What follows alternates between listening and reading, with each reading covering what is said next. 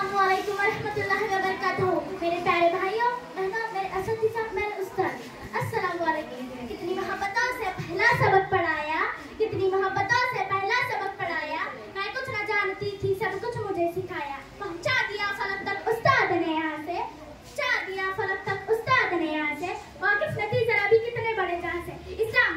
इस्लाम में उस्ताद का मर्तबा वालिदैन के रुतबे के बराबर करार दिया गया है, क्योंकि अगर दुनिया में वालिदैन के बाद बच्चे की तरबियत की जिम्मेदारी आयद होती है तो मौलिम यानी उस्ताद है।